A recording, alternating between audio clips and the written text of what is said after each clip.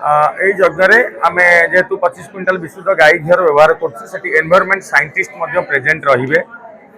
ସେମାନେ air EQI କୁ daily check କରିବେ ଏବଂ ଯଜ୍ଞ କରିବା ଦ୍ୱାରା ବିଶୁଦ୍ଧ ଘିଅ ଜଳିବା ଦ୍ୱାରା ବାୟୁମଣ୍ଡଳ ଉପରେ କ'ଣ ପ୍ରଭାବ ପଡୁଛି ସାଇଣ୍ଟିଫିକାଲି ରିପୋର୍ଟ ସେମାନେ ପ୍ରକାଶ କରିବେ।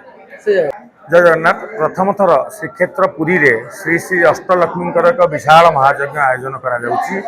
ଏହି ଯଜ୍ଞ ସମସ୍ତ ଓଡ଼ିଶାବାସୀଙ୍କର ସୁଖ ଶାନ୍ତି ସମୃଦ୍ଧି ତଥା ପରିବେଶ ଏବଂ ବାୟୁମଣ୍ଡଳର ଶୁଦ୍ଧିକରଣ ନିମନ୍ତେ ଉଦ୍ଦିଷ୍ଟ। ଏହି ଯଜ୍ଞରେ ପ୍ରଥମ ଥର ପାଇଁ ଧର୍ମ ବିଜ୍ଞାନ ବ୍ୟବହାରର ପ୍ରଦର୍ଶନ କରାଯିବ। ଏହି ମହାଯଜ୍ଞ 2 ମାର୍ଚ୍ଚ 2025 ରୁ ଆରମ୍ଭ କରି 10 ମାର୍ଚ୍ଚ 2025 ଯାଏଁ ପୁରୀର ବ୍ରହ୍ମଗିରି ରୋଡ ଗିରଳ ଛକ ନିକଟସ୍ଥ ଶାମୁକା ବିଚ୍ ପ୍ରକଳ୍ପ ପାଖରେ ଅନୁଷ୍ଠିତ ହେବ। ଏହି ଯଜ୍ଞର ସବୁଠୁ ବଡ଼ ଉଦ୍ଦେଶ୍ୟ ଲୋକଙ୍କୁ ସଚେତନ କରିବା ଯେ ପୂଜାରେ କେବଳ ବିଶୁଦ୍ଧ ଦ୍ରବ୍ୟ ବ୍ୟବହାର କରନ୍ତୁ, ତାଦ୍ୱାରା ଆପଣ ନିଜ ପରିବାରର ନିଜ ପରିବେଶର ମଙ୍ଗଳ କରିପାରିବେ। এই যজ্ঞରେ ଆମେ ଯେହେତୁ 25 କ୍ୱିଣ୍ଟାଲ ବିଶୁଦ୍ଧ ଗାଈ ଘିଅର ବ୍ୟବହାର କରୁଛୁ ସେଠି ଏନଭାୟରନମେଣ୍ଟ ସାଇଣ୍ଟିଷ୍ଟ ମଧ୍ୟ ପ୍ରେଜେଣ୍ଟ ରହିବେ।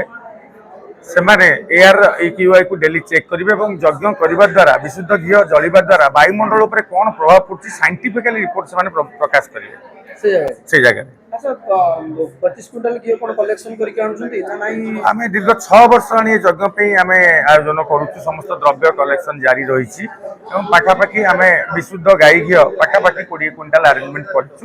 ଆଉ ମଧ୍ୟ ଏବେ ଆମ ଆୟୋଜନ ଚାଲିଛି।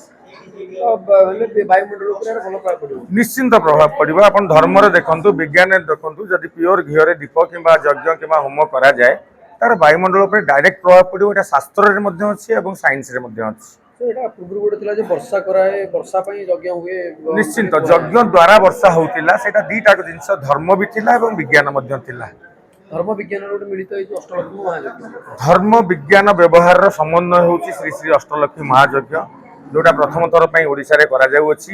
ଏହି ମହାଯଜ୍ଞ ପରେ ଭାରତ ବର୍ଷରେ ଆଉ 3ଟି ମହାଯଜ୍ଞ ଆମେ ଆୟୋଜନ କରିବୁ ଏବଂ ପୁରୀର ଏହି ମହାଯଜ୍ଞ ପରେ ଓଡ଼ିଶାର ସମସ୍ତ ଗ୍ରାମରେ 1000ଟି ଛୋଟ ଯଜ୍ଞ ମଧ୍ୟ ଆୟୋଜନ କରାଯିବ ବିଶୁଦ୍ଧ ଦ୍ରବ୍ୟ ସାଙ୍ଗରେ ଏବଂ ଲୋକଙ୍କୁ ସେଇ ଗୋଟିଏ ସଚେତନତା ବାର୍ତ୍ତା ଦିଆଯିବ।